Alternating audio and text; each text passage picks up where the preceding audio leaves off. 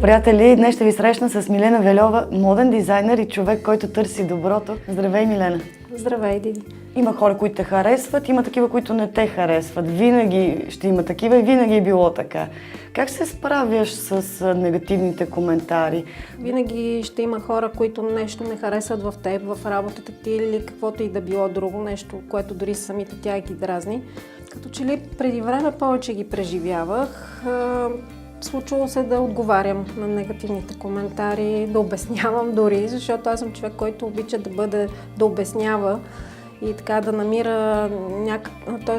да се провежда някакъв разговор, за да се разбере откъде идва този негативизъм. Но забелязах, че една голяма част от тези хора, те не желаят да разберат. Те просто имат някаква настройка, имат нещо негативно в себе си, някакво озлобление, което искат да изкарат. И примерно в момента това си ти, например. Могат ли да бъдат използвани като градивна критика подобни коментари? Да, винаги. В смисъл, ако негативното или ако коментара е някаква градивна критика, да, с най-голямо удоволствие бих се вслушала и бих променила нещо. Но в повечето случаи те дори не са критика, ми са по-скоро някаква омраза изразена по някакъв начин, примерно нещо не им харесва и грозотия или нещо подобно написано, което няма как да е критика. В смисъл, всеки човек е различен, има различен вкус. Аз, примерно, ако нещо не харесвам, просто не го харесвам, не го коментирам и го оставям. Така, всеки има право на избор в този живот, на това да покаже каквото иска и може. Разбира се, стига да не другите по някакъв начин да не ги наранява, естествено.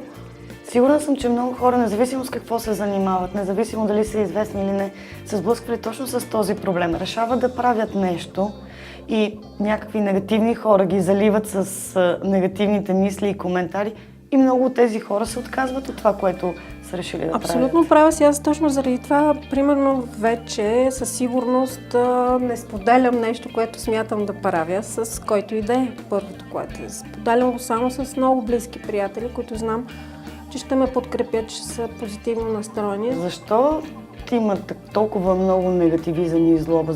И като че ли в последно време не знам дали повече го усещаме или наистина е повече? Възможно е наистина да го усещаме повече ние, самите наистина да е в повече заради времената, просто може би са доста трудни за някои хора и това е начина така да преодолеят трудностите и по някакъв начин избиват комплекси, страхове, според мен е също липса на любов. Това е липса на любов най-вече за мене, да си озлобен и негативен. Може би преди, като ги нямаше социалните мрежи или медии, като че ли това нещо по-не се забелязваше и беше по-повърхността, защото сега с тези нови медии, така хората имат свободата да изкажат всичко и то не лично и директно, ами така през някаква снимка профилна, написано. Нали, естествено, ти можеш да го съдиш, ако искаш, защото написаното си е написано. Има непрекъснато такива ситуации в работата и в личния живот и къде ли не и в социалния живот. Истината е, че ако може, човек трябва да някакси да се абстрахира от негативизма и от така наречените хейтери. Ако може някакси да ги игнорира, да не си го слага, както се казва много при сърце, да не се вживява прекалено много, защото аз напоследък разбирам, че това са хора, на които им липсва нещо. Липсва им любов, имат някакви страхове, избиват някакви комплекси. Естествено, никой не трябва да търпи върху собствените си плещи такова нещо, но трябва да се игнорират и да не им се обръща внимание. Дори ако им кажеш една добра дума или нещо позитивно, според мен те се стряскат леко и започват да мислят малко по-различно. Да им покажеш, че има и добро, позитивно, да им покажеш, че не всичко е омраза. Така ги разбирам нещата. Трябва да мислим позитивно и то не толкова позитивно, колкото как бихме се чувствали ние на мястото на другия човек. Много ти благодаря за разговора. И аз благодаря.